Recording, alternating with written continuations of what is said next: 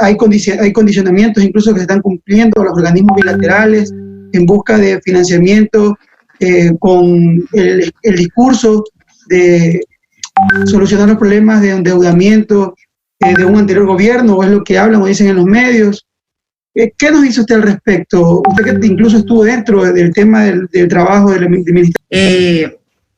Porque justamente al concluir él indica que tenemos una balanza comercial deficitaria y que esa balanza comercial deficitaria es histórica, y podemos también decir que es parte de nuestra cultura de consumo. Entonces, una vez que estudiamos todos los factores macroeconómicos y podemos responsabilizar al gobierno actual, al gobierno anterior, al anterior y tras anterior y tras anterior, esta tónica de nuestras formas de consumo como individuos nos hacen ver que hay una tarea pendiente, no solamente en los individuos consumidores locales, sino también en los productores, en los importadores, en los denominados emprendedores. Hay temas tan culturales y tan propios del país, tan propios de nosotros y nuestra forma de vida, como por ejemplo, se ha mencionado también la corrupción. Entonces, cuando ya deja de ser una cuestión coyuntural, sino es una cuestión socialmente aceptada, socialmente tolerada, entonces es prácticamente inmanejable poder desarraigarnos de esos temas atípicos, y eso realmente afecta de manera muy importante a la economía. En su momento se responderá por qué en medio de una crisis tan fulminante como la que vivimos, por qué en medio de una crisis donde estaban muriendo seres humanos, tuvimos que pagar deuda externa. Inevitablemente en su momento caeremos en default, y los mismos organismos internacionales estaban expresándose respecto a que se dé prioridad a la atención de los estados. Y hay países que están dentro de los listados que manejan estos organismos internacionales para la colocación de los recursos. ¿Por qué el Estado ecuatoriano no está siendo considerado? Porque nos mostramos con una solvencia que no se tiene. Nos mostramos internacionalmente con una solvencia que no es real. Es un Estado en donde no hemos priorizado lo priorizable, lo más importante, que es la vida, que es la ciudadanía. Con una pobreza que es que debe ser una de las vergüenzas más grandes que pueda tener cualquier país que tiene tanto capital productivo como el nuestro. Nuestro país territorialmente es pequeño, pero dentro de ese territorio tiene muchas capacidades productivas. Por ende, es antinatura que la pobreza bordee el 70%, que tenga esa significancia en ciertas ciudades, sobre todo en una ciudad como la de Guayaquil, donde vivimos. Los cordones de pobreza son muy profundos. La calidad de vida de las personas es bastante compleja. Hay gente que no tiene acceso a agua potable durante varios días. En el momento de la pandemia hubieron graves problemas y yo tuve que recibir las necesidades, o sea, la demanda, el dolor, el clamor de la ciudadanía por esta experiencia última de haber sido directora del Ministerio de Inclusión Económica y Social. Y entonces hay una infraestructura sanitaria que es propia del desarrollo que se debe generar en las ciudades que están planificadas de manera urbana y de manera correcta, pero hay tareas pendientes. Y hay presupuestos increíbles que a través de la historia hemos manejado. Hemos vivido algunas bonanzas de algunos productos. Es cierto, nuestra balanza comercial, tenemos un déficit de más de $1,000 millones en nuestra balanza comercial de productos, en nuestra balanza comercial petrolera, y en nuestra balanza comercial de productos no petroleros tenemos grandes potenciales. Entonces las realidades macroeconómicas y el desenlace que hemos vivido nos está llevando por un camino con un modelo muy distinto al modelo político y económico tradicional. Y ese modelo político muy distinto en lo económico sobre todo, debe ser construido de manera colectiva. Tenemos que tratar de ver cómo consolidamos todas las necesidades y todas las realidades. Tenemos que, habló ahorita Carlos también de nuestra oferta monetaria. La moneda sin un respaldo productivo no tiene mayor significancia. Entonces nosotros tenemos que velar e irnos por el lado productivo, por el lado de la producción.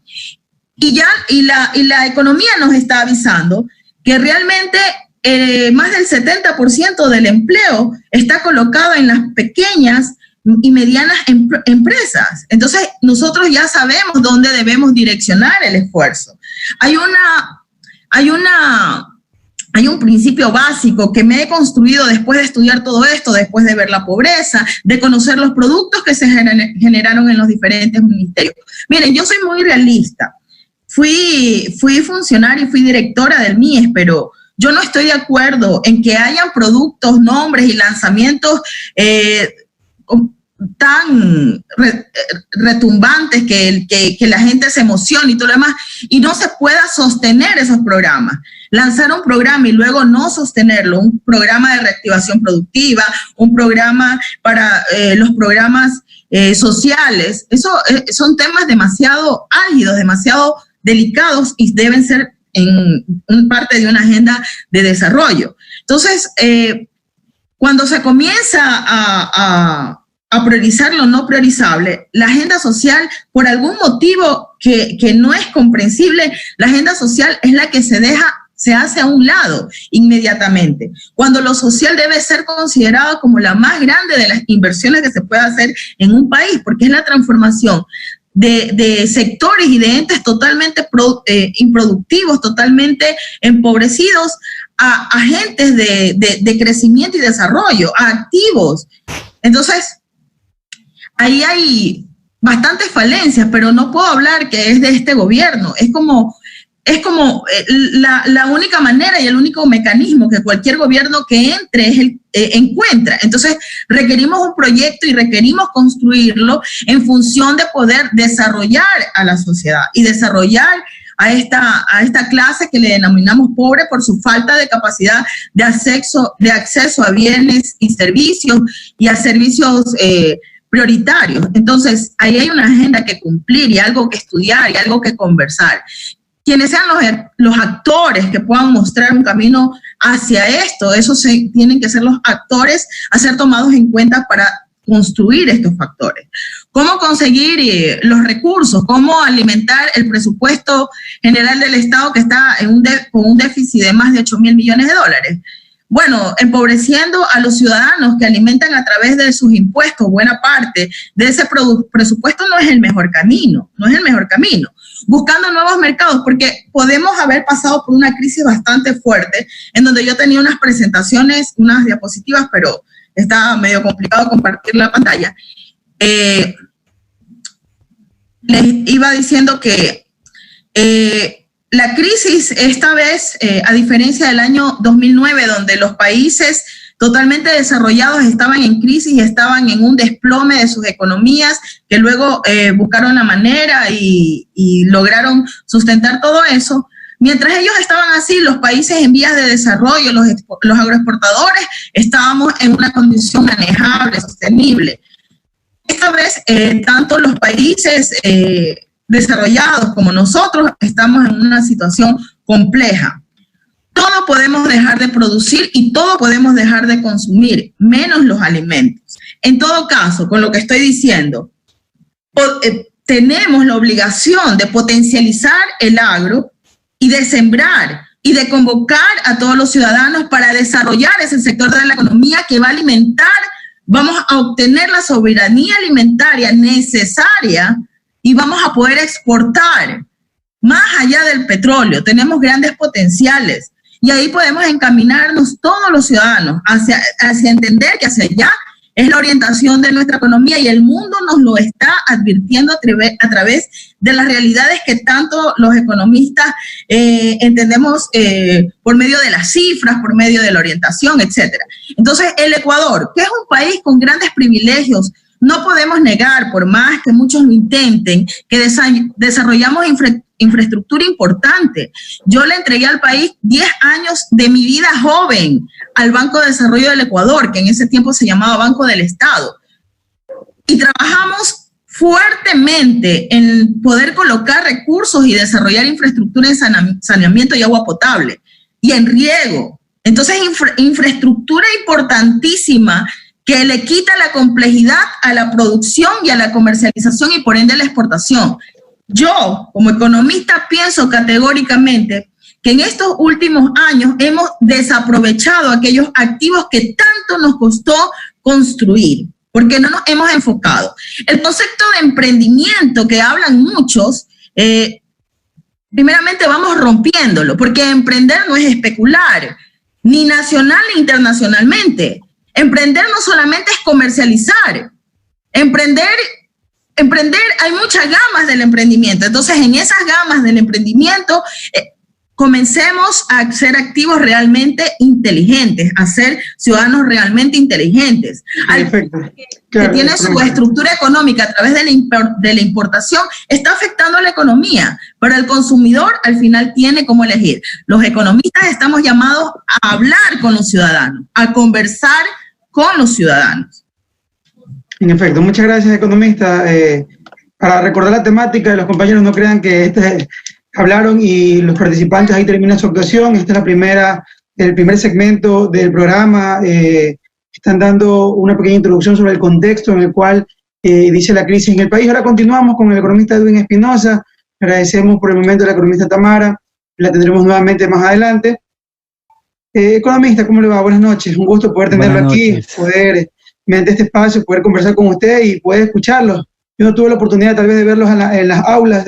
Me gradué tal vez antes de que usted entrara a dar clases, pero he tenido buenas referencias de los estudiantes, veo que lo siguen mucho y qué bueno tenerlo aquí para que nos pueda aportar también, pues no solamente a las personas que son estudiantes, sino a quienes también ya somos profesionales, pero usted sabe que nunca se deja de aprender, que no dejamos nosotros de responder hacia nuevas situaciones. Y aquí vamos a comenzar, economista, un poco para entrar en zona caliente.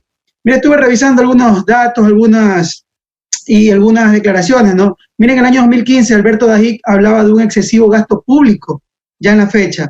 Advertía que esto generaría una presión notable en la balanza de pagos y esto a su vez un impacto en el circulante, que advertía que ya venía en caída el circulante, que no era una situación que la estamos viviendo en el 2020, sino que ya se vivía en el 2015. Nos explicaba también que esta caída de los depósitos se podía convertir en una potente herramienta para producir recesión.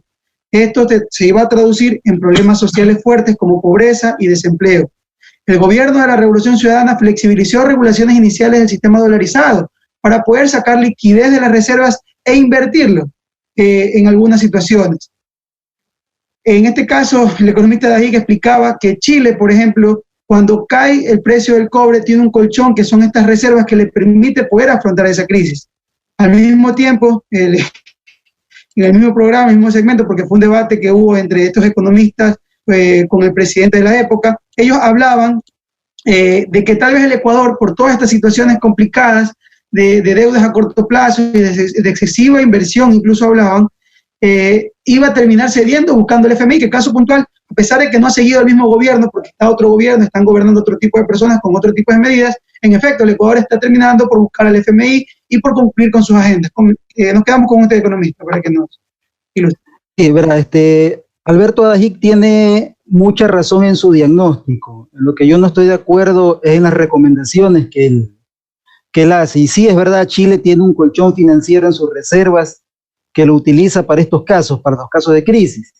La comparación con el gobierno, con la situación del país en el gobierno pasado, ahí sí que ha hecho Dajic, en eso no estoy de acuerdo, porque el problema es que había que, según lo postulado de Dajic, guardar un colchón financiero para cuando estemos en crisis, pero es que el Ecuador ya estaba en crisis, o sea, ya el Ecuador tenía un atraso infraestructural bastante largo, que no era un momento para estar guardando reservas. O sea, sí es verdad lo que dice Dajic, ¿no? Eso nos iba a llevar a un momento de iliquidez en que tengamos que recurrir nuevamente al FMI. Ese momento llegó, o sea, el momento en que se empezó a recurrir, ya no los organismos chinos, sino a los tradicionales occidentales como Goldman Sachs, eso comenzó en el gobierno pasado, no comenzó en el gobierno actual. El gobierno actual, por supuesto, ha profundizado esta visión fondomonetarista. Por lo tanto, yo creo que Dajic tiene parcialmente razón en su análisis. Verá, mire, nosotros, digamos, estado de casi crisis, de estar parados caminando al borde de un abismo, ya tenemos años en esto. No comenzó con este gobierno, se ha profundizado sí con este gobierno, pero ya hace rato estamos en esa extraña situación. En el 2014 cayeron los precios del petróleo y de ahí en adelante hemos tenido una baja en la actividad económica que, como comentaban los compañeros que me preceden, va siendo cada vez más notoria. Sin embargo, sí hay que hacer enormes diferencias entre las decisiones tomadas por el gobierno pasado y el gobierno actual para enfrentar esas vicisitudes. El gobierno pasado se enfrentó, recuerde, con una caída de los precios del petróleo también en 2008, pero hubo factores que impidieron que eso se traduzca en una recesión profunda. Más bien se terminó transformando en una etapa de crecimiento bastante modesto para las economías asiáticas, por ejemplo, que son campeonas de crecimiento, pero bastante importante para nosotros, ¿no? Bueno, pero había tres factores que hicieron que esa crisis del 2008 tenga un resultado distinto a la que está teniendo esta crisis de precios del petróleo que comenzó en 2014 y se ha profundizado a partir de 2020, el inicio del 2020. Bueno, en 2008 primero había tres factores. Un gobierno de orientación keynesiana, aunque se declare la bandera política que le dé la gana de declarar, si izquierda, derecha, lo que sea, la orientación económica del gobierno era keynesiana, era proclive al gasto público. Ante la amenaza de recesión, abrieron las arcas, rompieron la alcancía y se optó por una drástica elevación del gasto público, sobre todo en materia de infraestructura, que hizo que crezca el empleo en vez de disminuir, que era lo que se esperaba. Bueno, segundo, existían en las arcas del Estado, como lo dijo Carlos hace un rato, las reservas internacionales para poder hacer ese gasto. Eso, entre otros factores, porque el precio del petróleo estuvo bastante alto en años anteriores a ese 2008, y también, y esto es muy importante, porque hubo una política de recuperación de la renta a través de la renegociación de contratos. Ahí se pasó del 20-80 al 80-20, si ustedes lo recuerdan. Y tercer factor, la aparición de China en ese momento como prestamista, que estaba dispuesto a invertir miles de millones en un país que tenía una tasa de riesgo bastante elevada. Y esos préstamos, sobre todo, y más importante que lo económico, no tenían condicionamientos políticos draconianos como los que sí tienen los préstamos del FMI. Los chinos no pedían ni disminuir el gasto en educación, ni disminuir el gasto en salud, ni despedir de su empleo a nadie. Ninguna de esas medidas recesivas que el FMI sí las pide. Los chinos pedían, por supuesto, una garantía de sus pagos en especie, un pago en especie, que era la garantía con pagos en venta anticipada de petróleo. Bueno, esos tres factores, hay que empezar diciéndolo, ya no están presentes en este momento, ya no existen. Por lo tanto, la perspectiva de cómo se va a enfrentar esta nueva caída del producto es bastante oscura, es bastante difícil. Hay un gobierno de orientación fondomonetarista para empezar. Quizá como nunca lo ha habido en la historia del Ecuador, tan regalado al fondo, a las recomendaciones del Fondo Monetario. Segundo, ya no existe en las arcas del Estado la misma liquidez de los años anteriores. El precio del petróleo está por los suelos, aunque la tendencia es al alza, va a subir. Por tiempo no me refiero a esto, pero esto es un punto muy importante. Y por último, tercero, el FMI ya retomó su lugar entre las instituciones crediticias que aportan con fondos a América Latina y por tanto le ha arrebatado lugar a China y sus préstamos llegan pidiendo sangre, llegan con condicionamientos políticos terribles. Entonces, las medidas ante la recesión actual están yendo al revés de donde fueron en la recesión anterior de 2008 y están yendo al revés hacia donde deberían ir. En todo el mundo se está hablando que para enfrentar la crisis post-COVID, para el mundo post-coronavirus, se está hablando de gasto público. Ya Trump en los Estados Unidos está hablando de fondos que se van a ofrecer con créditos blandos a las pequeñas y medianas y grandes empresas incluso. Ya en Alemania, ya en Holanda, ya las aerolíneas están empezando a negociar sus rescates. Ya se está hablando de créditos para todo el mundo. Acá se está hablando de lo contrario. Lo irónico, hasta medio cómico para los que sabemos de economía, es, por ejemplo, yo vi un titular en CNN hace poco, a fines de mayo, aparecía la foto de Lenín Moreno y hablaba de un recorte de 4.000 millones de dólares al gasto público para paliar la crisis. ¿Cómo iba a paliar la crisis reduciendo el gasto público? O sea, es absolutamente al revés. Pueden decir lo que les dé la gana de decir el titular, pero lo que va a pasar es el efecto absolutamente contrario. Cualquiera que sepa algo de macroeconomía sabe que esos despidos que se están haciendo por decenas de miles, mire, yo estoy de acuerdo con que el Ecuador tenía que tener un ajuste, sin ninguna duda, pero no en este momento, pues los ajustes no se hacen para eso, para terminar de profundizar la crisis. En este momento, ese ajuste de despidos de decenas de miles de trabajadores públicos lo que está haciendo es reducir el multiplicador de la economía, porque se está reduciendo el consumo, se reduce la demanda agregada, la gente desempleada no compra y eso lo que genera es más desempleos todavía en el sector privado, nuevos despidos en una espiral descendente de baja de producto, de baja de consumo y de baja del empleo. Por lo tanto, ni los despidos, ni la baja de salarios, peor eso, ni la supuesta flexibilización laboral van a generar más empleos ni van a solucionar la crisis. Al contrario, lo que van a hacer es profundizarla. El gobierno vio la pandemia como una oportunidad para conseguir lo que no pudo conseguir en octubre debido a las movilizaciones sociales.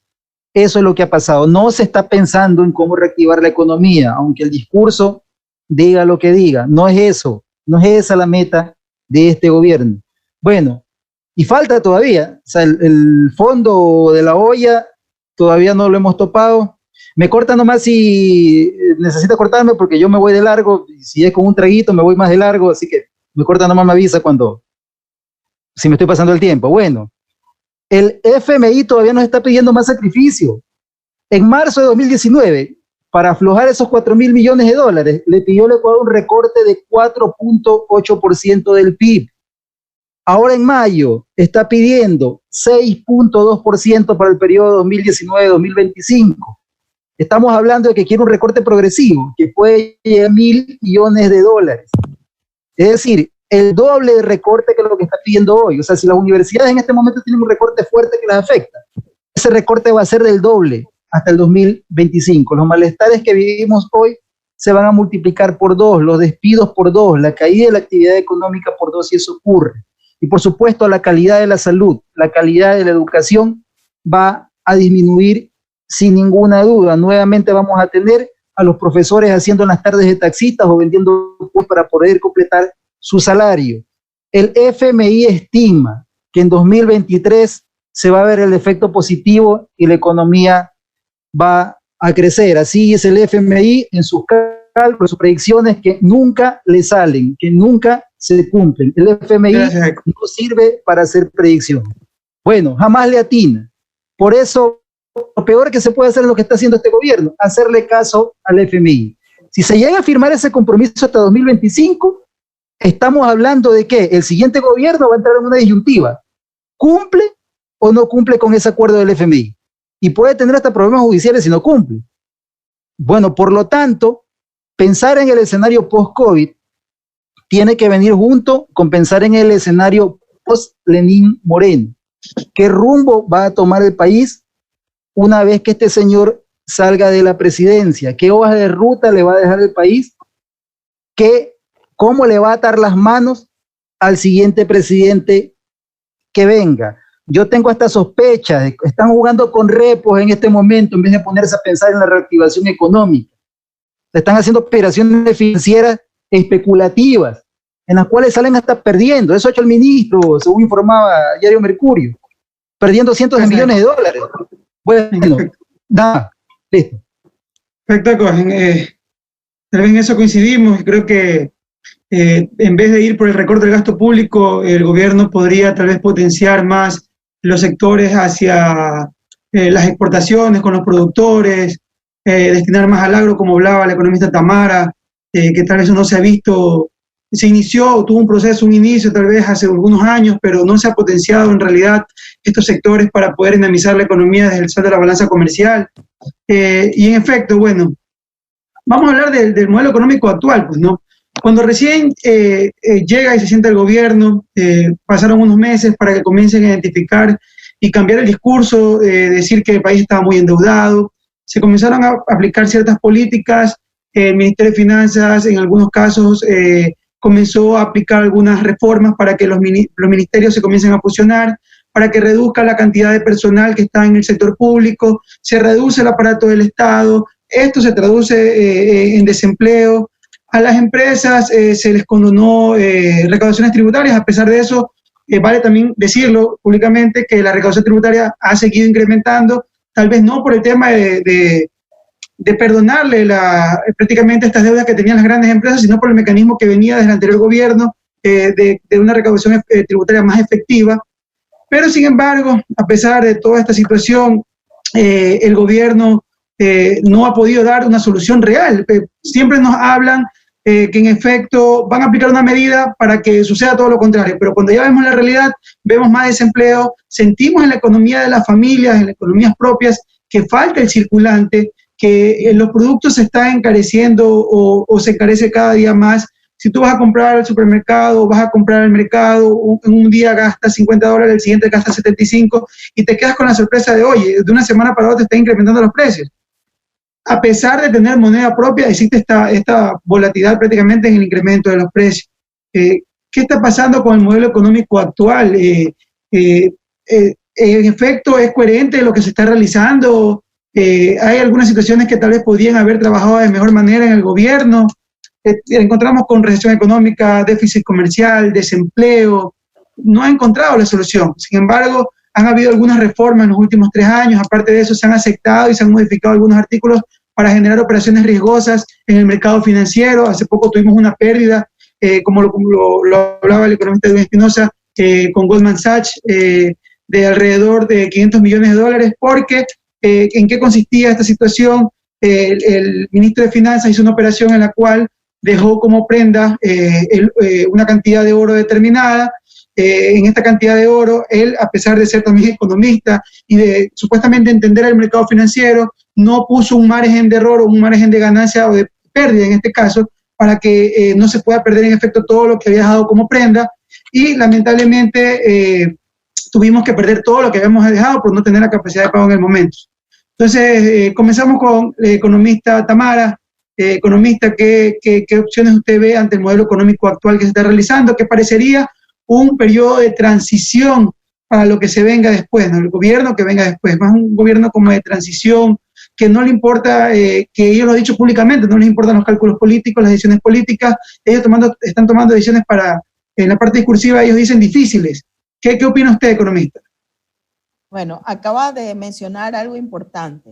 Tenemos que vivir un proceso post-Moreno, más que post-COVID, porque lo que profundizó toda la situación que el Ecuador vivió con la pandemia fueron las pésimas políticas del manejo financiero y del manejo en el ámbito de lo social. Pésimo, un abandono total. Entonces, ante eso, lo que vivimos, las muertes, prácticamente podemos hablar que se ha aplicado lo conocido como necropolítica, porque, bueno, lo hemos vivido, ¿no? ¿Y qué hacer después de todo este diagnóstico? Miren, lo que le pasa al economista Martínez es muy simple. Él viene de un sector donde el supuesto emprendimiento, de lo que estábamos hablando, la especulación, el comercio de lo importado, el comercio sin considerar esta parte de responsabilidad social, de responsabilidad nacional, sino el crecer sin ningún tipo de criterio o de ética social o de ética país, al no contar con esos principios que son básicos para poder estar en el sector público. El economista Martínez cumplió una agenda y un proyecto que no es realmente por el que votaron los ecuatorianos y por lo que otros ecuatorianos impulsamos, y él cambió el proyecto porque esa era su agenda, para eso está allí, y como les dije, el Ecuador tiene que cambiar la visión.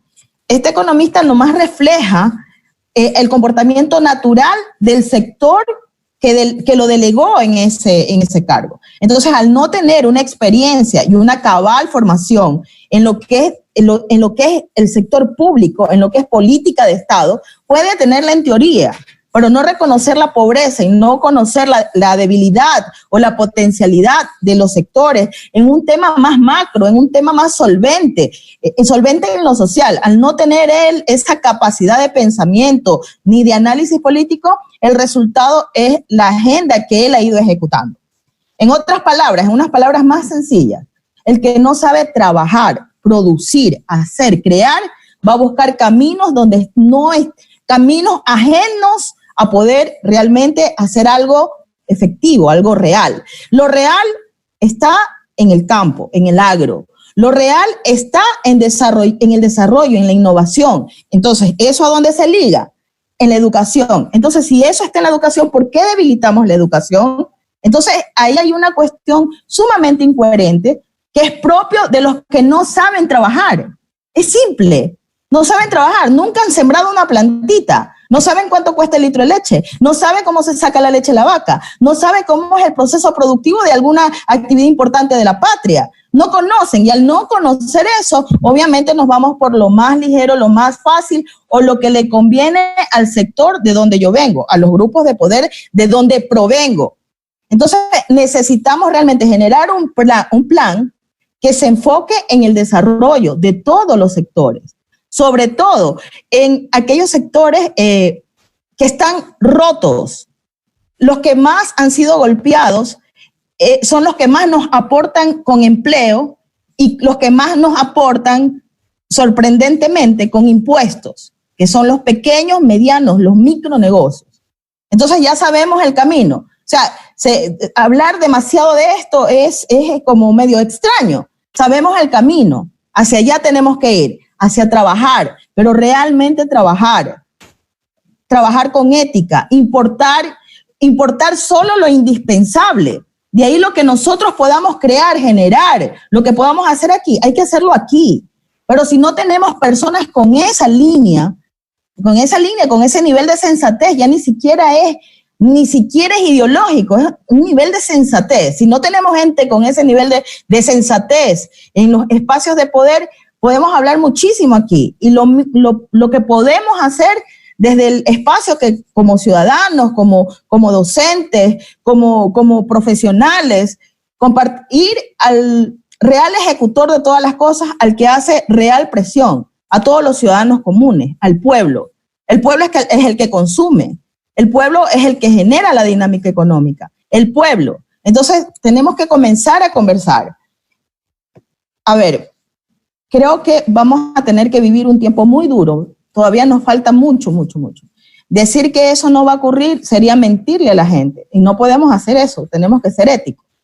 Mientras esté Martínez en la cartera de Economía, no le veo yo que él vaya a redireccionar los pasos. Él está enfocado, tiene total respaldo político y total sostenimiento de los grupos de poder que quieren que esté allí. ¿A quienes les conviene realmente que se ejecuten las políticas draconianas que están en la carta de intención del Fondo Monetario Internacional? Es a quienes en medio de la muerte, por eso estamos hablando de necropolítica y necroeconomía, en medio de la muerte pueden sacar a precio de COVID los activos importantes del Estado. ¿A quienes les conviene que luego de haber difamado o haber empobrecido o haber debilitado, haber generado ineficiencia en las diferentes empresas públicas, luego estas puedan ser compradas en medio de las crisis? ¿A quiénes les conviene? ¿Y eso se llama emprender? ¿Eso se llama hacer negocios inteligentes? Eso no, eso se llama oportunismo. Tratar de estar en el momento exacto, en la situación justa, para poder sacar lo mejor del Estado y empobrecer más el Estado. Es así, simple. Y si no lo podemos ver y podemos crear un acuerdo entre todos los que tenemos la experiencia, hemos manejado esto, difícilmente podremos sacar adelante del país, porque vamos a seguir sosteniendo a este tipo de personas, porque al final de cuentas son seres humanos los que están allí. Muchas gracias, Eco. Perfecto, continuamos con el economista Carlos Neira. Se quedó corto en la intervención anterior y tenía algunas cifras que proyectar. Y ya tiene la opción de compartir pantalla, economista, para que usted pueda proyectarlo. En este momento él va a seguir, va a continuar. Nos quedamos con él.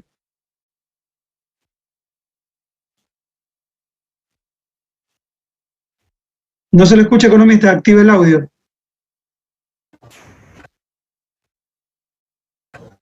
Ahí se le escucha. ¿Ya? Gracias, Kevin. Bueno, no sé, cuando se pregunta acerca del, que se intenta debatir acerca del modelo económico actual, simplemente yo me voy a referir netamente a números, ¿no? No quisiera adentrarme a tener una clasificación de si está bien o si está mal, si fue antes o fue después. Yo creo que esa conclusión sí sería importante que la hagan cuando ustedes ya se reúnan entre tus compañeros, analicen cifras y cada uno saque sus propias conclusiones. Considero importante, Tamara, las cosas que has dicho. Creo que se acerca muchísimo a la realidad del contexto actual de la economía. Realmente no se avisiona nada positivo, pero en todo caso quisiera, para entender en qué se basa el modelo económico actual, más bien yo le podría indicar como un modelo de transición, como tú lo mencionaste, Kevin, en tu introducción. Es un modelo básicamente ha cambiado el modelo económico del inicio del gobierno del presidente Lenín Moreno al actual. Ha surgido un cambio muy importante, pero para poder analizar en qué se basa exactamente el modelo económico, quiero analizar una variable macroeconómica importantísima acá, que es la deuda externa, que es lo que todo el mundo comenta y es lo que nosotros necesitamos entender para poder tener ya un juicio de valor de cuál ha sido el principal columna vertebral de este modelo.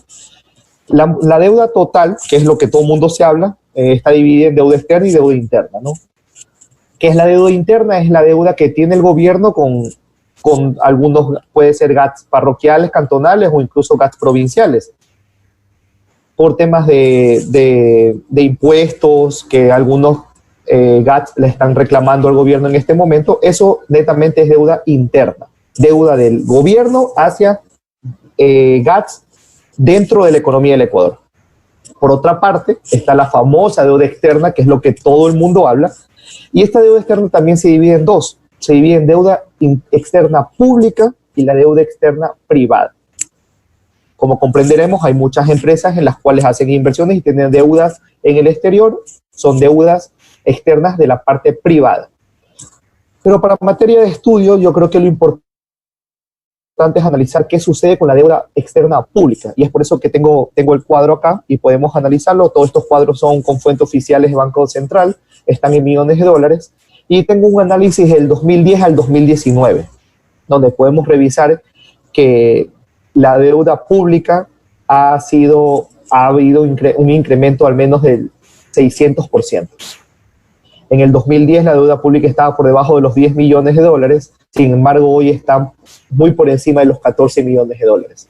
Entonces, si analizamos que la deuda interna también ha incrementado desde el 2010 al 2018, podemos concluir que la deuda total del 2010 al 2019 ha visto incrementada de 18.651 millones de dólares a 65.840 millones de dólares.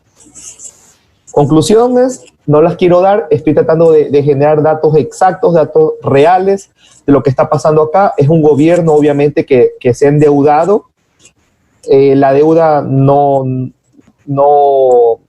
sí, hay muchas personas que analizan el tema de deuda poniendo en comparación con otros países. Yo creo que también es una forma de analizarla muy bien, pero en todo caso es importante tener estos valores. Y para analizar, Kevin, que yo creo que tu pregunta es importantísima, de qué pasa con este modelo económico, yo creo que una variable macroeconómica importantísima es el PIB. Todo el mundo habla de PIB, sabemos que es el Producto Interno Bruto. Tengo aquí cifra importante desde el 2002 a la actualidad. Por lo tanto, quisiera que comprendamos exactamente ¿qué es el Producto Interno Bruto? Obviamente es todo lo que los productos que este está en millones de dólares, pero cuando nosotros analizamos el PIB de un país, es un análisis un poco crudo. Es un análisis en el cual nosotros, finalmente todo el mundo me dice, pero el PIB me dice que en el 2002 estaba en 28 millones y en el 2019 está en 107 millones, pero si bien es cierto, ha tenido un crecimiento normal el Producto Interno Bruto de nuestra economía, pero analizar el Producto Interno Bruto como tal es un análisis, una variable importantísima, todos los economistas lo usamos, pero es como una variable muy cruda. Por eso se utiliza siempre el crecimiento porcentual del PIB, para poder analizar y aterrizar el contexto actual de la economía, de qué está sucediendo con el crecimiento del Producto Interno Bruto. Nosotros tenemos aquí en este cuadro que el mayor crecimiento que tuvo el Producto Interno Bruto fue analizando del 2010 hacia adelante, fue en el 2011 con 7.9% de crecimiento, que es un crecimiento muy importante dentro de la economía de un país. Tocó un pico muy bajo en el 2016, tuvimos un decrecimiento del menos 1.2%, y hoy en el 2019 tenemos un crecimiento del 0.1%. Nuevamente insisto, ya aterrizando yo un poco más, sabemos de la tasa porcentual de crecimiento que tiene el Producto Interno Bruto, pero el Producto Interno Bruto, para poder analizarlo en la sociedad, que es lo que Tamara está muy arraigada, y comprendo tu análisis porque fuiste parte del MIES y le metes mucha pasión al sentimiento, los economistas pueden traducir el tema del Producto Interno Bruto como bienestar. Pero ¿cómo yo logro entender que el Producto Interno Bruto o el crecimiento de una economía se puede traducir a bienestar? Yo puedo entender si es que el Producto Interno Bruto de un país aumenta el bienestar de mis ciudadanos. Esa es una pregunta que los economistas saben que no es real. Entonces, muchas personas entienden, o al menos presentan cifras macroeconómicas de un Producto Interno Bruto en crecimiento, y la gente dice, pero la economía de mi familia no ha estado mejor que antes. Entonces, para esto se hace una visión del Producto Interno Bruto para los números de habitantes y se conoce como el PIB per cápita, que todos lo conocemos, o al menos los que sabemos economía lo conocemos, y al menos nos acerca un poco más a la realidad o al bienestar que nosotros queremos captar. ¿Qué vendría a ser? Todo lo que generó el país dividido por el número de habitantes para saber más o menos un valor exacto de por personas cuánto nosotros tenemos. Y tenemos como para poder cerrar que en el 2014 tuvimos un PIB per cápita de $6.343, esto está en dólares, es decir, por cada habitante al año nosotros tendríamos un total para libre disponibilidad de 6.347. Hoy, compañeros, en el 2020, este valor está en 5.832. Si es que lo dividimos más o menos para tenerlo un dato más acertado, para 12, significaría que hoy todo lo que generó la economía del Ecuador, todo lo que genera la economía del Ecuador en el 2020, dividido para el número de habitantes, y esto dividido para 12 meses que tiene el año, cada persona en el Ecuador tiene una disponibilidad de $486. Si ya obviamente nos vamos muy, muy abajo, nos damos cuenta de que este valor no es un valor referencial si es que yo me pongo a analizar con el costo de la canasta básica o con el costo de todos los salud, educación, que vendría a ser algo muy importante que todas las familias tienen que afrontar. Este análisis que estoy haciendo, que son cifras duras, me gustaría realmente que ustedes, estudiantes de economía, logren analizar la diferencia, logren sacar sus propias conclusiones de que un modelo económico actual está basado básicamente y las circunstancias son las de menos, ¿no? Porque lo conversaba hace un momento Edwin, que acá lo importante es cómo tú reaccionas ante las crisis, cómo tú reaccionas ante todo lo que se te viene. Y eso lo único que lo representa o lo determina, es tu forma de pensar, ¿no? Hay muchas personas que afrontan la crisis con más gasto público. Hay muchos modelos que afrontan la crisis con retroceder el gasto público, y yo creo que esa es materia del tercer debate. Pero la única realidad, compañeros, es que no existe otra forma de salir de la crisis más que una inyección fuerte de liquidez a la economía, no existe. Si es que habemos economistas acá y me pueden determinar que existe alguna otra posibilidad, bueno, lo debatiríamos, pero para mi concepto, la única forma en este momento de afrontar la crisis es inyectar dinero a la economía para que este genere un efecto multiplicador, aumente el consumo y por lo tanto aumente la demanda, por lo tanto empiece a reactivar poco a poco la economía. El modelo que está haciendo en la actualidad está haciendo un poco todo lo contrario. Sé y asumo que son decisiones muy complicadas de tomar. Lo que se ve, y es lo que yo hice insistencia en mi primera intervención, es la falta de liquidez de dinero en la economía, y la falta de liquidez de dinero en la economía, al ver que yo no voy a tener más dólares en la economía que no me está ingresando porque tengo mi balanza comercial deficitaria por naturaleza, y hoy se está agudizando porque no estamos exportando. Nuestro principal cliente, China, nos compraba muchísimo. Hoy todas las exportaciones están paralizadas por temas COVID. La realidad es que no hay dólares en la economía. Incluso se habla de que hay muchas posibilidades de que la reducción de personal público o de funcionarios públicos es resultante de un pensamiento de no saber cómo poder afrontar esos sueldos y salarios en algún tiempo determinado. Entonces, considero necesario que, bueno, en la tercera parte de nuestra intervención vamos a ver qué proyecciones tenemos nosotros o qué es lo que se podría venir. Sin embargo, estos datos que estoy dando, más que a analizar si es bueno o malo el modelo económico actual, yo creo que ustedes podrán sacar sus propias conclusiones, y lo importante es analizar lo que sucedió antes, qué está sucediendo ahora, y en base a este modelo cómo vamos a poder afrontar la crisis en el mañana. Perfecto, muchas gracias, Carlos. Más Edwin, continuamos con usted. Sí, verá, total acuerdo con mis dos contertulios aquí, y es más, sí, la liquidez es el factor, digamos que fundamental. O sea, no se puede reactivar una economía si se le quita liquidez. Eliminando gasto no se va a reactivar una economía. Y hay propuestas de a montón, según la visión ideológica, como dijeron los compañeros, que se pueden aplicar. O sea, esto no es ningún misterio. Si no se las están aplicando es porque no se lo quiere hacer. Por ejemplo, el Banco Central debería poderle prestar al Estado. Hay que derogar esas trabas legales que no le permiten al Banco Central comprar bonos de deuda soberanos del Estado. Así se podría implementar, por ejemplo, una política de reactivación de la demanda agregada interna por medio de programas como la renta básica universal. Yo sé que esto le suena a comunismo a algunos, otros les suena demasiada novelería, a algo que solo lo pueden hacer los suecos, los noruegos, pero en nuestra medida lo podemos hacer.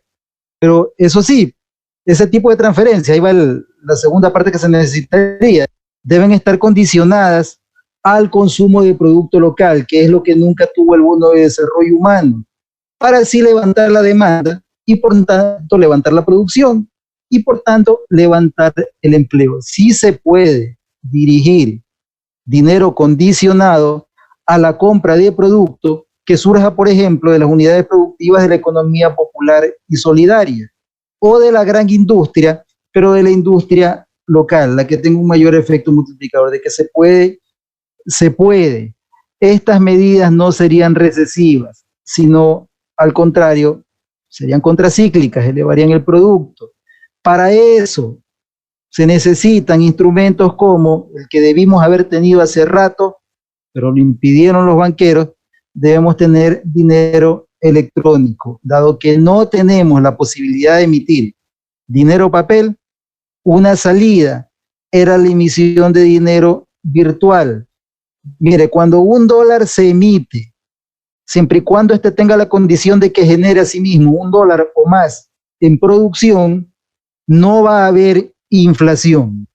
Por lo tanto, los dólares depositados, los dólares físicos van a seguir valiendo $1. Esto sí se puede hacer. Es más, yo ya lo he conversado con los estudiantes y con otra gente bastante. El Ecuador sí emite moneda.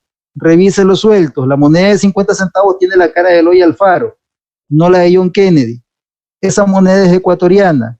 ¿Y cuánto vale? 50 centavos. O sea, podemos emitir moneda, ya lo estamos haciendo. Siempre y cuando la gente acepte esa moneda y le dé el valor en su mente de 50 centavos, porque es la mente humana la que le da el valor a la moneda y a todas las cosas, esa moneda vale 50 centavos. $1 emitido electrónicamente, siempre y cuando se ha gastado en producción, es $1 respaldado en una unidad de producto.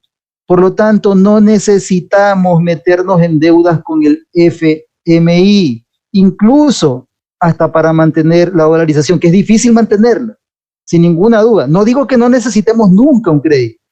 Por supuesto necesitamos financiación externa, sobre todo para construir las cosas que no podemos construir dado nuestro retraso tecnológico.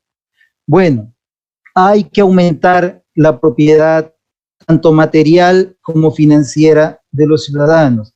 Yo estoy de acuerdo con Tamara en que en esto es muy importante el agro. Por lo tanto, la gente tiene que volver a tener tierra, tiene que haber una política de repropietarización de la tierra, más o menos lo que tuvo Japón luego de la Segunda Guerra Mundial, impuestos a las unidades de tierra improductivas, eso tuvo Japón. No es verdad que fue una economía absolutamente liberal, sin duda lo fue, pero había impuestos al que no estaba produciendo, para así democratizar la tierra y que pasa a manos del que la produzca, no del que le especule. Un ciudadano con tierra, un ciudadano que tiene para producir y autoabastecerse, es un ciudadano hasta más libre, que no se va a dejar abusar, es un ciudadano empoderado. Esto no tiene solo un efecto económico, tiene un efecto político. Un ciudadano con propiedad es un ciudadano libre. Un ciudadano sin propiedades, un ciudadano vulnerable y se puede convertir en un esclavo en cualquier momento, cualquiera lo puede abusar. Un ciudadano con tierra es un ciudadano políticamente libre, aunque ese es un concepto difícil de asimilar, pero la propiedad genera libertades. Cuando el ciudadano tiene propiedad, es mucho más difícil abusarlo, sus decisiones generan poder. Por lo tanto, el ciudadano medio tiene que volver a repropietarizarse y la tierra es el factor por el cual se debe empezar. Hay que redistribuir los bienes financieros en el Ecuador. Cuando se saque a licitación pozos petroleros, los ciudadanos deben tener la información y la capacidad para comprar pequeñas acciones. Eso debería ser el Estado. O sea, la riqueza financiera del Ecuador debe también democratizarse. Eso no me lo estoy inventando, eso pasa en otros países, eso pasa en Noruega. Eso tenía, o sea, algo no lo mismo, pero algo parecido tenía la Libia de Gaddafi. No estoy defendiendo al dictador Gaddafi, pero tenía esa política que me parecía atractiva. O sea, el ciudadano era de alguna manera propietario del petróleo y recibía réditos de este. Iba a su cuenta en el banco, metía su tarjeta y retiraba su parte de las ganancias del petróleo. Lo mismo debe pasar en el Ecuador, pero yo considero convertido en bienes financieros. Que el que reciba su jubilación tenga la potestad de comprar pues un paquete financiero de petróleo de alguna empresa estatal como CNT, y así se redistribuye la riqueza, no hacerlo en licitaciones secretas, solo para los vivos, solo para los sapos, solo para los amigos. Esto debe ser democratizado, la propiedad, tanto financiera como real, para que los ciudadanos comunes puedan acceder a ella. Y Ecuador ya debe pensar en que ese petróleo que tiene guardado no es solo petróleo, como lo hizo Noruega. Este petróleo es un bien financiero. Hay que bursatilizar ese petróleo. Hay que jugar en los mercados internacionales con él. Ese petróleo sirve hasta para emitir moneda. Por último, cada barril de petróleo se puede convertir también en un futuro de petróleo. Es decir, cada barril de petróleo no vale lo que vale el doble, vale el triple, vale el cuádruple, si se maneja inteligentemente. Así lo hace Noruega. Con menos reservas petroleras que nosotros, los noruegos disfrutan de una riqueza mayor derivada de su petróleo, porque lo bursatilizaron. Pero no significa esto, entonces tome Goldman Sachs, bursatiliceme mi petróleo, manéjelo usted. No, con instituciones financieras propias, estatales y también privadas, ¿por qué no? Pero con una actitud soberana, ¿verdad? Ser soberano no es solo cantarle a la bandera. Nacionalizar el petróleo, como han hecho algunos países, no significa que tengo la soberanía de mi petróleo. Si otros bursatilizan mi petróleo, juegan con él en los mercados financieros internacionales y no yo, de nada me vale mi nacionalización. Ese gran error lo cometieron los gobernantes, tanto de izquierda como de derecha, que nacionalizaron los recursos naturales de América Latina en décadas pasadas y también los de ahora, los de la década anterior a esta. La construcción de bienes financieros, el juego financiero, es un juego en el que debemos entrar hace rato para empezar a construir una verdadera soberanía económica. Y en ese juego deben participar el ciudadano medio también, no solo el gobierno. Hay que ampliar la base de propiedad en este país, porque el ciudadano, el gran problema de nuestros ciudadanos es que no tienen propiedad, y va a ver qué carajo le importa la crisis al que tenga su parcelita de tierra. Va a ver, si ahí el gobierno puede tocarlo. Difícil es, incluso los salarios suben en esas circunstancias, porque cuando hay propiedad de la tierra, los salarios suben. Si no, pues mire, los procesos de Australia y de Estados Unidos, dos de los países más desarrollados en este momento, comenzaron, y esto es poco estudiado, comenzaron con una tremenda ampliación, una tremenda apropiación de tierra de sus ciudadanos que los empoderó, y eso los llevó luego a tener salarios altos. Bueno, ahí nomás me quedo en eso porque sé que el tiempo es limitado.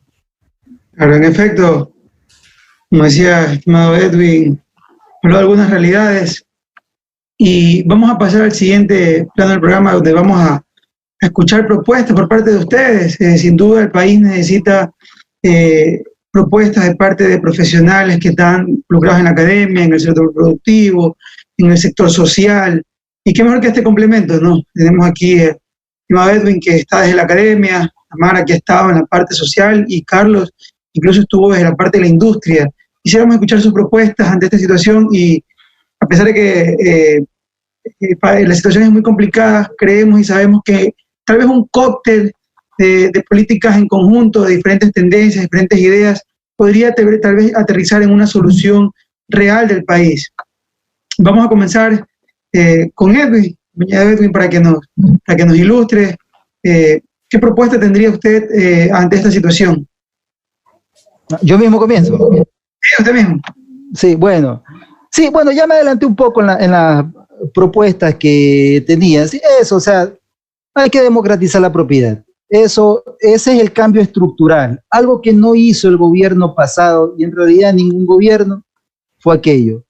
Otra cosa, o sea, ya hace tiempo está demostrado, ¿no?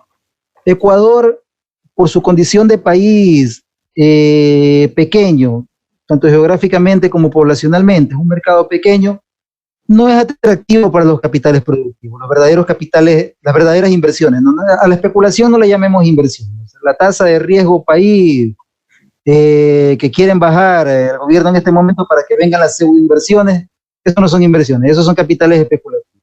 Las inversiones son las que vienen a producir. Y el Ecuador, por su estructura, no es un mercado atractivo para esas inversiones.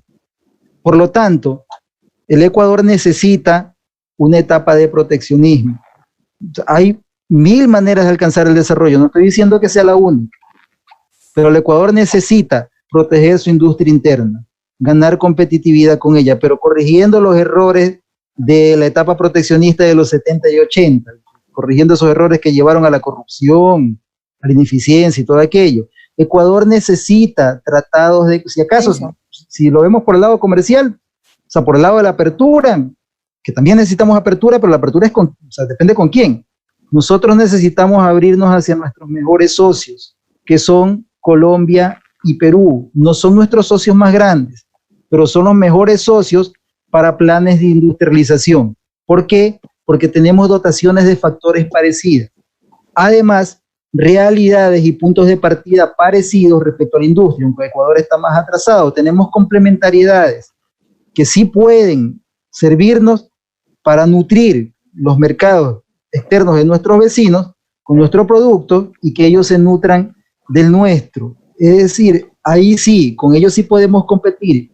Con China no, con China nunca en casi nada. Con Estados Unidos tampoco. Estas dos economías grandes, nuestros mayores socios en este momento, no están interesados en nuestros productos industrializados.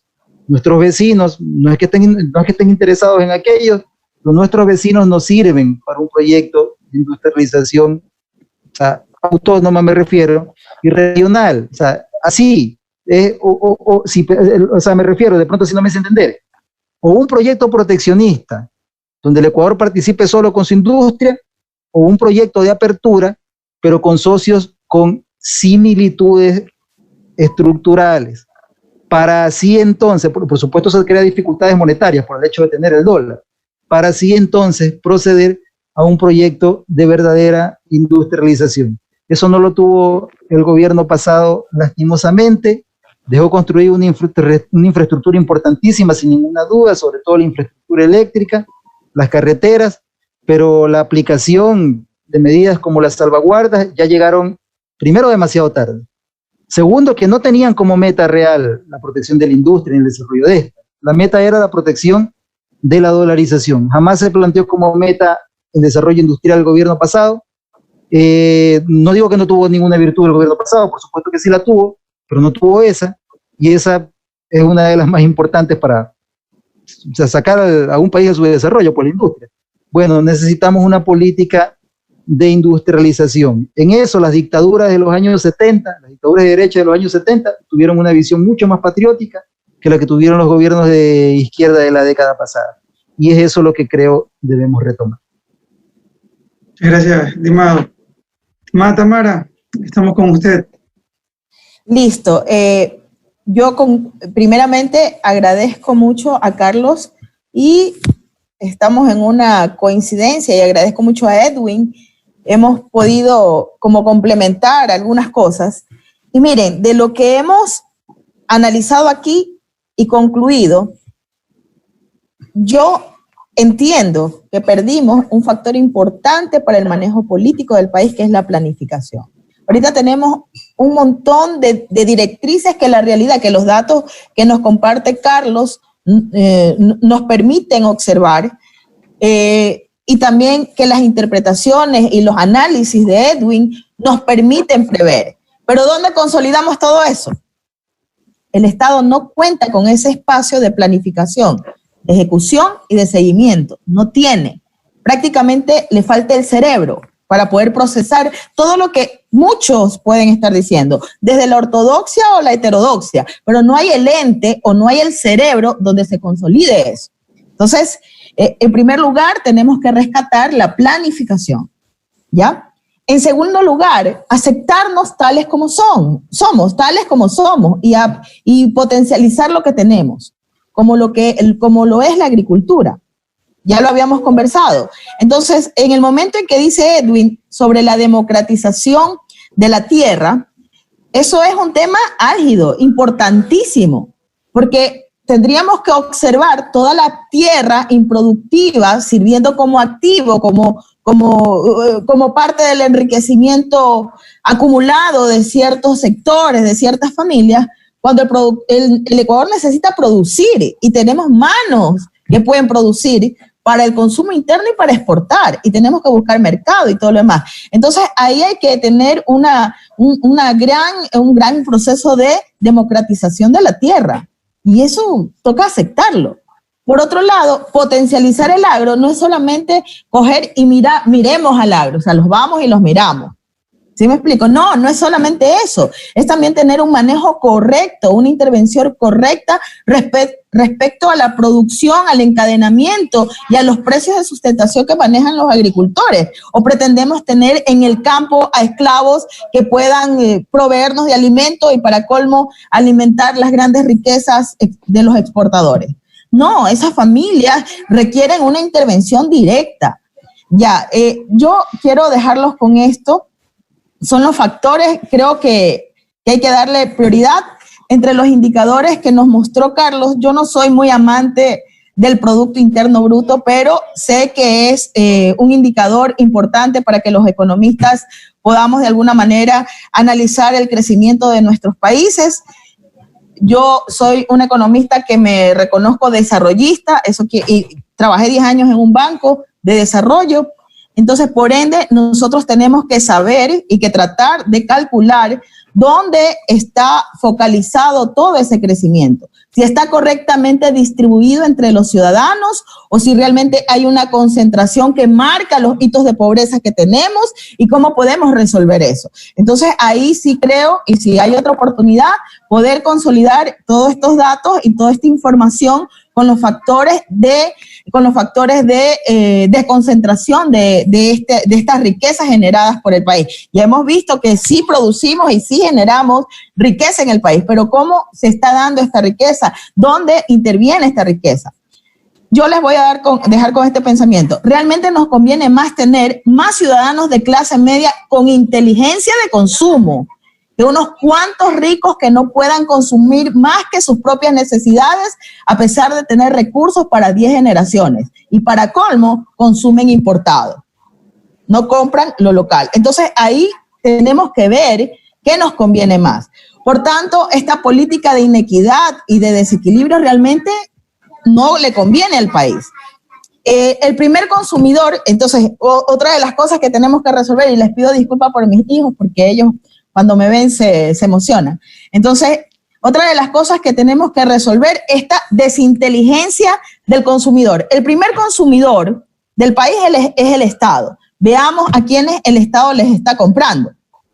El segundo consumidor del país son todos los entes productivos. ¿A quienes les está comprando los insumos? Hace poco trataron de meternos un acuerdo ministerial, una norma para poder importar semillas y temas que en su momento perjudicaban a la agricultura y perjudicaban a la economía. Entonces, tratar esta política de tratar de hacer legal lo ilegítimo, lo innecesario y lo que nos daña aún más para fortalecer o para enriquecer a los vivos, a los amigos, a los que sea, esto de aquí nos está llevando a una debacle social y económica, porque yo no sé si a estas personas que les gusta acumular, que se meten en la política para ver qué hacen, les gusta vivir en pequeñas ciudades amuralladas, con una inseguridad tremenda. Eso no es vivir en un país en donde te tienes que encerrar en una ciudadela para no ser víctima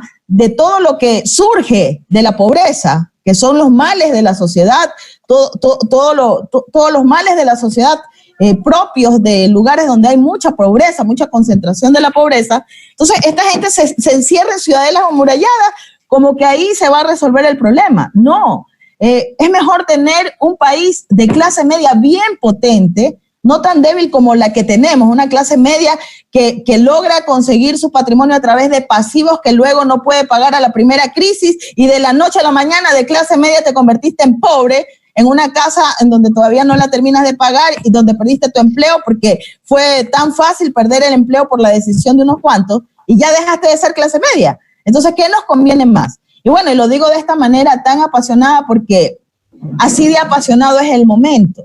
Y así de seria es la cosa.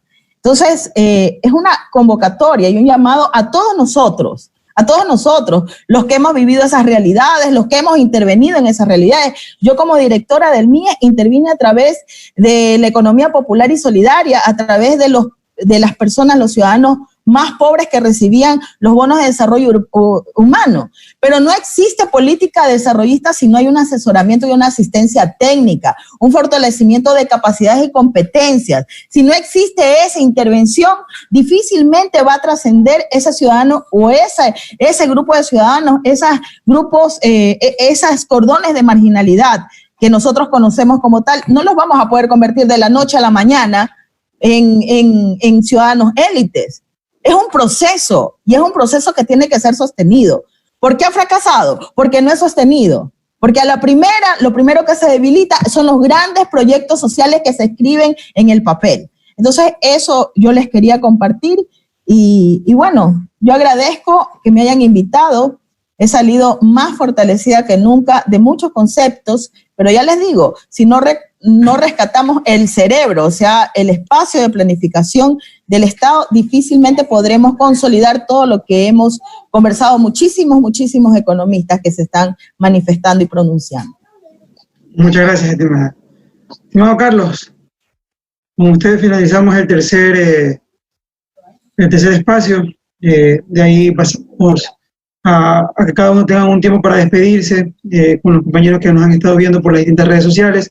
Recordarles antes que empiece el compañero Carlos, a los participantes que pueden hacer preguntas, pueden enviarlas por el correo que fue puntualizado en el chat, pueden enviar el correo al WhatsApp de CDH o mediante Facebook Live, que también nos están viendo en las páginas de la Asociación de Estudiantes de Ciencias Económicas y en la página de CDH Consulting, nos están viendo también algunas personas. Quienes quieren hacer preguntas pueden hacerlo, direccionado obviamente el nombre del participante. Ahora sí, estimado Carlos, continuamos con usted. Gracias, Kevin. A ver, yo quiero, para terminar mi intervención, hacer varios puntos. Primero, que los estudiantes entiendan, todos los que nos están escuchando entiendan, de que lo que está sucediendo en el Ecuador, esta crisis, que muchos no la denominan crisis, otros dicen estamos camino a la crisis, pero la situación actual del Ecuador no es por el COVID, por supuesto que no es por el COVID. Sin embargo, el COVID sí la agudizó, que es distinto, o quizás la visibilizó de una manera más radical, que es otra cosa. La crisis del Ecuador es una crisis que ya venía en años anteriores. Y nuevamente insisto, el COVID no lo ocasionó, el COVID lo único que hizo fue agudizar la crisis que estaba dentro del país. Por otro lado, escucharlo hablar a Edwin, no tengo el gusto de conocerte, comparto mucho tu pensamiento, yo creo que tenemos ideología muy similar. Considero básicamente alumnos, estudiantes, todos los que nos están escuchando de la asociación, de que el camino para poder salir de una crisis en las condiciones actuales del país, por supuesto, estamos hablando de una economía dolarizada, una economía sin política monetaria, es la industrialización. Chicos, si extrapolamos a la economía del Ecuador como una gran empresa, si la convertimos, usemos la analogía como que el Ecuador es una gran empresa, y lo único que nosotros nos toca es, para saber si la empresa está yendo bien, es que nos ingrese más plata de la que nosotros gastamos sueldos, salarios, servicios básicos, y que lo que nosotros estamos vendiendo nos está causando réditos suficientes para poder pagar todos nuestros gastos y que nos sobre dinero. Yo puedo interpretar de que es una empresa económicamente sana. ¿Qué sucede en el Ecuador? Es que muchos economistas hablan de la crisis interna, de la economía de los hogares, pero no muchas cosas o políticas públicas que se están tomando en decisiones muy importantes, quizás solucionen esa economía de los hogares, pero la realidad como un punto de vista macroeconómico, que es lo que le sucede al país, es que tenemos una balanza comercial negativa y perdón que sea tan insistente en este tema, pero si en tu empresa finalmente no te entra más dinero de lo que te sale, tu empresa va a quebrar. Y la única forma de que tu empresa empiece a generar más utilidad o más réditos económicos, y quizás muy probablemente es reducir gastos, que yo creo que el gobierno ya lo ha hecho en reiteradas ocasiones, ha desvinculado a funcionarios públicos, ha disminuido el sueldo al menos por unas 4 veces en lo que va de los últimos 4 años. Entonces, si yo puedo decir que el gasto público ya lo disminuyó, ya reducí el gasto, ya lo hizo. Segundo, tratar de coger de mis ahorros. O sea, si estoy viendo que mi empresa no está yendo bien, yo lo que voy a hacer es meter la mano al banco y decir, aquí está la plata para sueldos y salarios para poder pagar a mis proveedores, y si es que lo verificamos si eso ya hizo el gobierno, pues sí, ya lo hizo, cogió de sus ahorros. Por eso estuvimos viendo que la Reserva Monetaria Internacional se ha visto disminuida en 6 veces.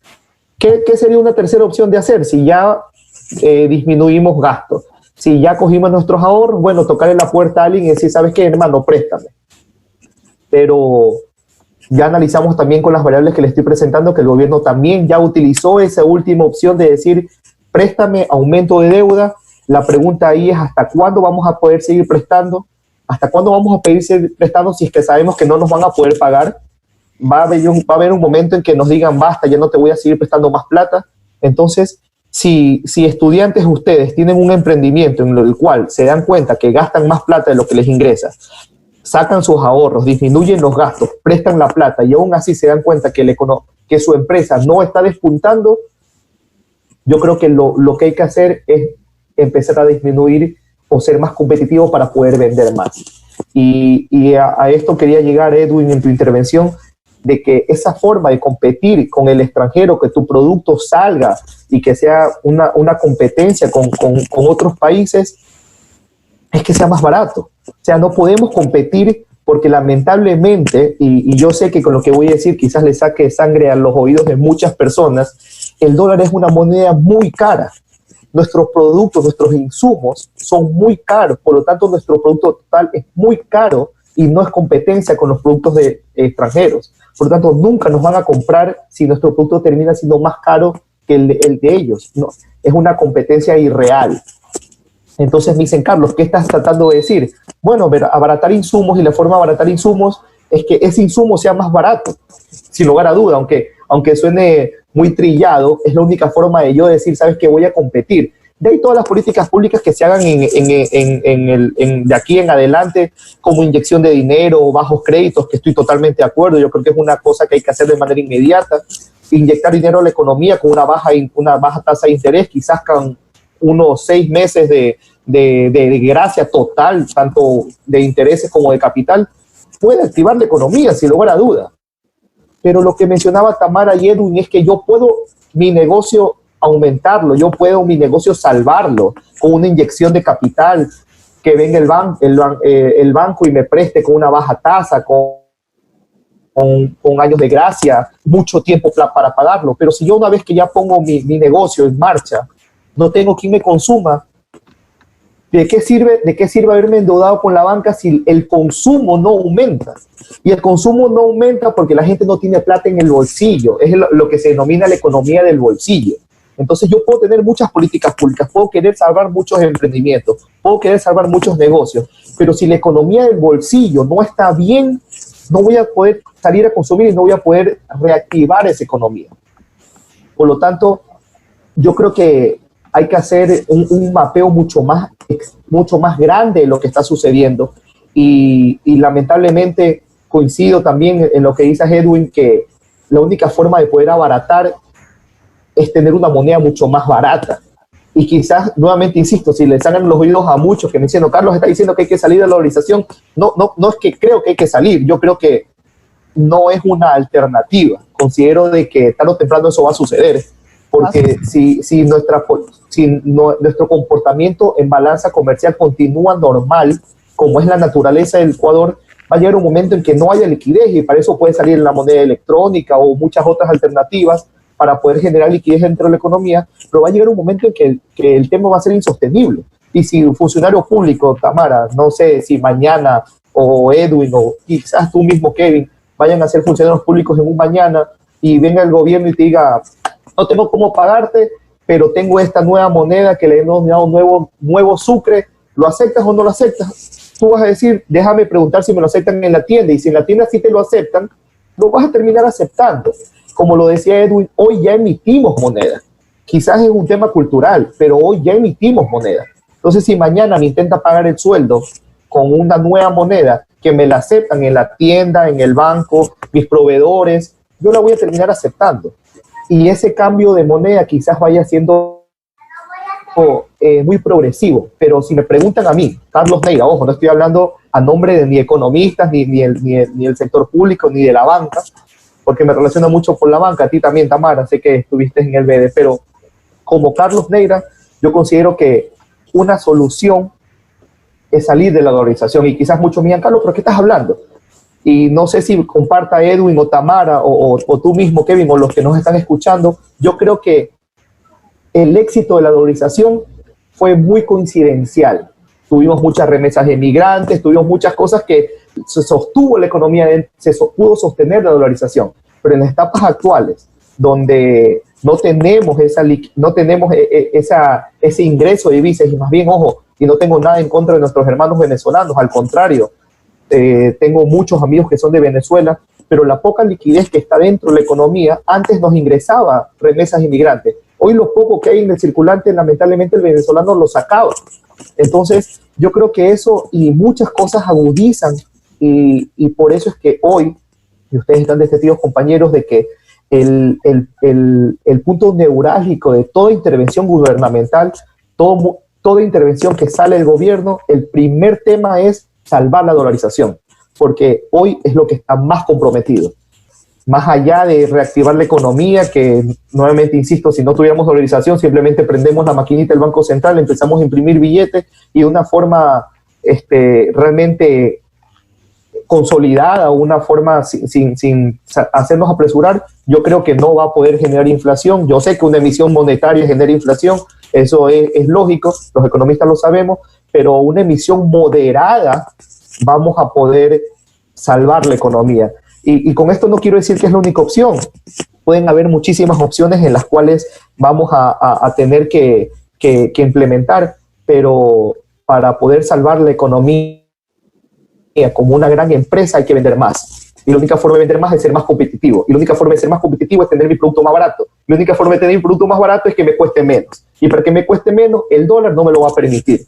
Entonces, quizás si funcionan dos monedas paralelas hasta que la gente empiece a tener el miedo, pero yo considero de que, nuevamente insisto, no es que es una posible solución, yo creo que hacia allá vamos. No sé si este año, en el siguiente gobierno o en un par de años, pero considero de que por la situación actual que tiene el país, el salir de la dolarización yo creo que está mucho más cerca de lo que nosotros prevemos. Y como lo mencionaba Edwin, muchas personas hablan y muchos políticos, en este momento nuestro discurso es netamente técnico, pero muchos políticos hablan de que la inversión venga para que venga el dinero. Como lo mencionaba Edwin, el Ecuador no es un país atractivo para ninguna inversión extranjera. Y hay que ser honestos, hay que ser reales, hay que saber lo que nosotros somos. Tamara, me encanta tu intervención. Sabemos que la visión hacia futuro es el agro. Bueno, si sabemos que la solución está en generar mejor productividad y que nuestro futuro esté en el agro, entonces dediquémonos allá, como decía Tamara, no que lo veamos para poder dar dádivas o generar una tasa para que ellos siembren arroz. Empecemos a industrializar la parte del agro, generemos agroeconomía para poder ser más competitivos, para poder vender, para poder generar esa industria, esa balanza comercial que sea positiva. Pero para esto son políticas públicas reales, son políticas públicas que realmente hagan que las personas se enamoren del campo, porque Tamara, a esto, a todos los males del campo que tú has mencionado, se suma uno de que ya nadie quiere quedarse en el campo. O sea, hay 2, 3 padres agricultores y los hijos quieren todos migrar a la ciudad porque no quieren seguir sembrando arroz. Entonces, esa falta de enamoramiento del campo por los pocos incentivos que existen es lo que te va a terminar agudizando, porque lamentablemente, y con esto cierro mi intervención, no le demos tantas vueltas al asunto. Ecuador, industrializar un país no es de la noche a la mañana, eso va a tardar muchos años.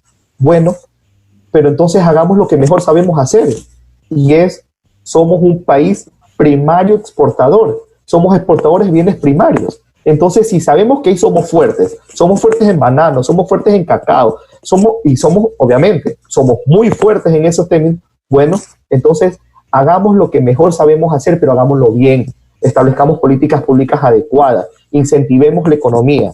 Yo considero de que políticas públicas bien establecidas para que realmente sean productivas para las personas, que se enamoren del campo, vuelvan y no se me vayan, porque yo creo que es lo único que nos va a salvar, yo creo que es necesario. Pero para eso, como lo dicen algunas personas, sé que no se lo he dicho aquí, para curar a alguien debe haber un doctor, para sembrar tiene que haber un agricultor, para construir tiene que haber un arquitecto, y para tomar una decisión económica tiene que haber un economista. No en salud ponemos un arquitecto y en finanzas ponemos un doctor. Para esto tenemos que tener conocimiento y la parte técnica, pero sobre todo saber lo que está pasando realmente en el país. Y con esto termino, Kevin. Yo creo que para poder salvar la economía como un todo, es lo que te acabo de mencionar, pero quisiera también hablar un poco y con esto termino, de ustedes, compañeros.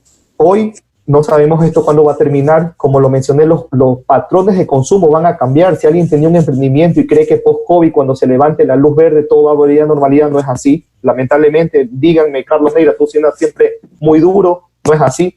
Semáforo verde se va a aprender, y si tienes un negocio, un emprendimiento, un restaurante, la gente no te va a ir a comer al día siguiente. Quizás tardará 6, 7 meses, y no por el temor de las crisis sanitarias, sino porque no hay dólares para poder gastarlos. Entonces los patrones de consumo van a cambiar. Quizás los nuevos emprendimientos van destinados a la parte digital. Hay muchas cosas que se pueden emprender, pero para que la economía de los hogares hoy no se vea tan afectada, compañeros, reduzcan sus gastos. No sabemos cuándo va a terminar. Prioricen sus gastos. Si tenían un celular que pagaban $50 en Claro, bueno, llamen a Claro y bájenle el plan. Si tienen un internet con una banda un poquito más ancha y saben que ya no están, bueno, coge y bájenle un poquito. Si antes salían a consumir 2-3 veces a un restaurante, ahora tendrán que ir una. Pero priorizar los gastos hoy es una necesidad imperiosa, porque lamentablemente no sabemos qué vaya a pasar. Hay muchas crisis económicas en las cuales ya han pasado y podemos saber cómo va a actuar el consumidor. Lamentablemente hoy esta crisis sanitaria es nueva y no sabemos cómo se van a comportar. Para esto lo único que les recomiendo es eso. Ahorren lo más que puedan. Quizás es contraproducente el discurso de decir, pero es que si ahorro no consumo y si no consumo no reactivo, pero estoy hablando netamente de la economía de los hogares. No sabemos qué va a pasar mañana y priorizar los gastos yo creo que es fundamental. Gracias, Kevin. Muchas gracias, Carlos. En efecto, un agradecimiento especial nuevamente a CDH Consulting, a la Red Nacional de Jóvenes Políticos, a la Asociación de Estudiantes de Economía Future Team Ecuador. Para finalizar, estará la secretaria de la Asociación de Estudiantes de Economía, en este momento la compañera Rosa Pardo, se está conectando.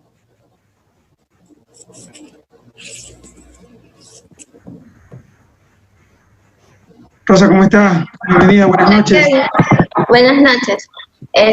Un saludo a todos los presentes del programa de economistas con una trayectoria y amplio criterio económico. Me llena de satisfacción la iniciativa del compañero Kevin Rojas por permitir este tipo de diálogos que a todos los compañeros de la Facultad de Economía nos nutre de conocimiento. Felicitaciones a los economistas invitados por exponernos su postura ante este tema tan complejo y que mucho se debate en este tiempo por la situación actual que estamos atravesando. Esperemos, en nombre de todos los estudiantes de la Facultad de Economía, se puedan seguir dando este tipo de espacios para los diálogos y así estaremos pronto participando y debatiendo sobre esos temas tan interesantes.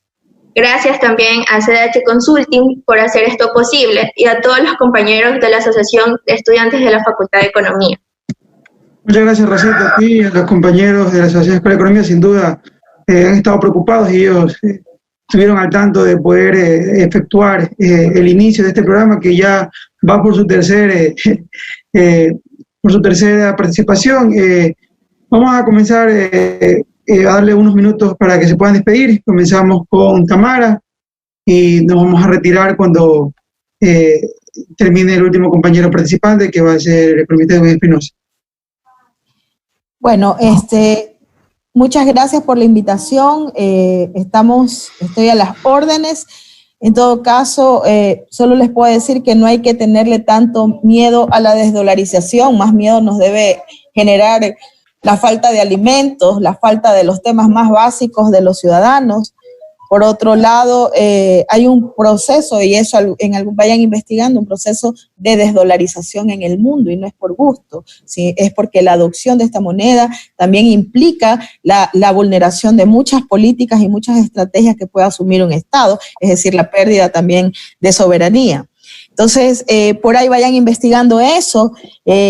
No solamente se abaratan costos a través de la moneda. El factor más importante para abaratar los costos está en la innovación y en el desarrollo. Y eso nada más lo podemos conseguir con mano de obra calificada. Y ahí hay un gran campo por trabajar. Entonces, miren, yo siempre los voy a llevar a lo social, a lo humano, a trabajar con la gente en una forma equilibrada. Así vamos a poder salir, y ese salir no va a ser inmediato. Esto es una cosa fuerte, es un proceso grande, es un desafío enorme.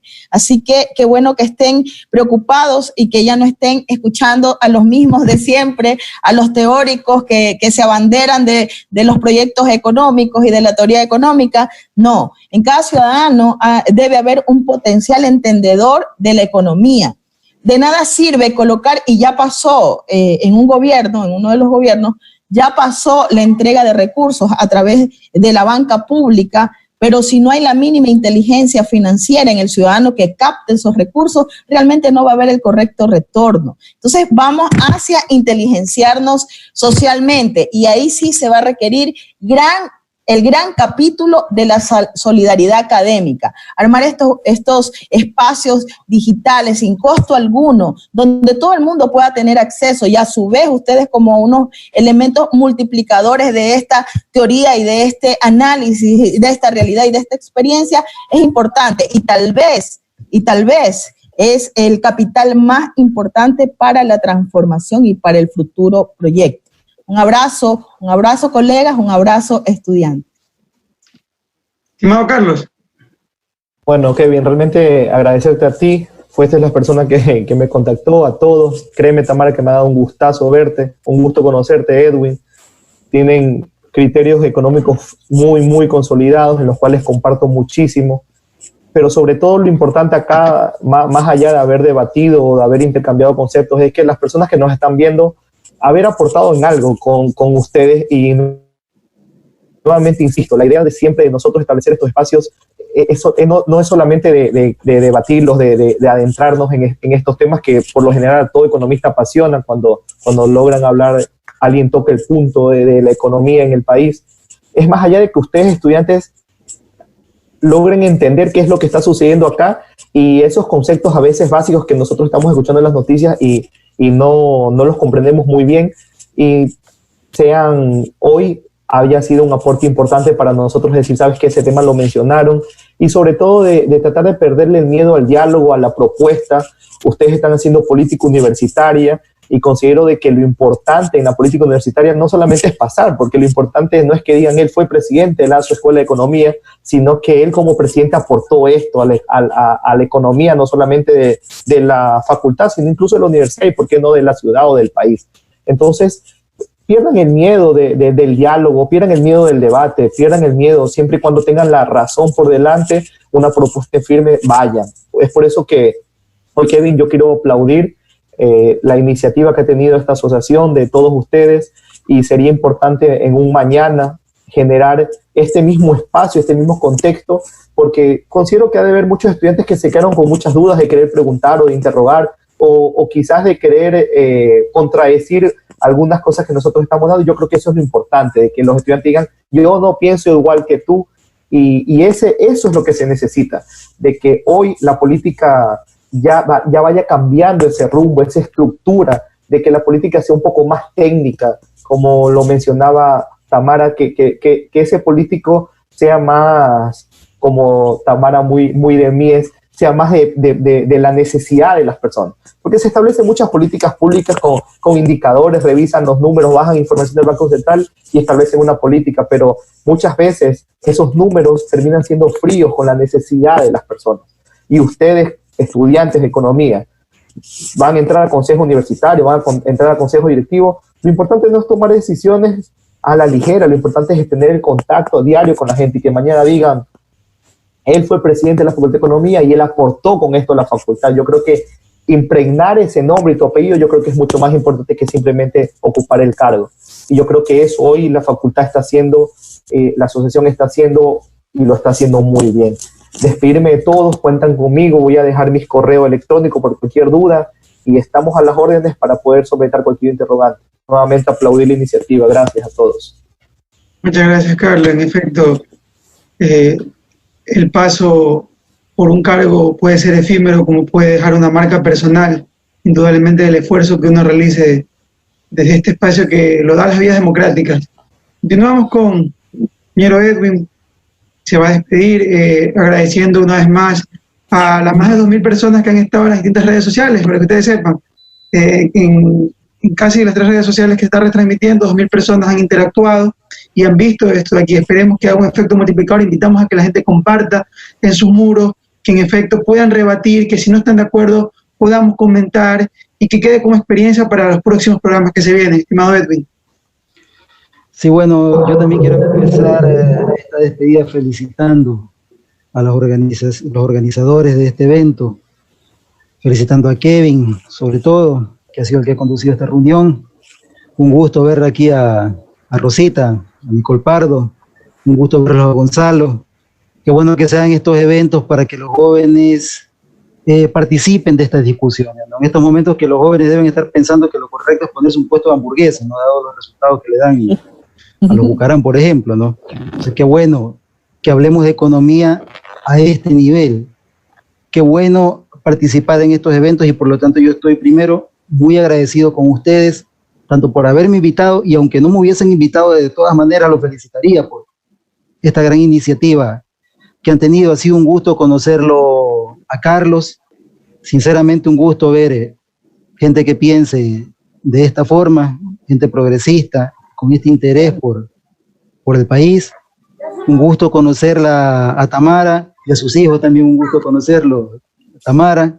Un gusto ver que hay gente como usted que tiene este sentido patriótico, que ve las cosas de una manera razonada, no solo con los pasionismos ideológicos que priman algunos economistas.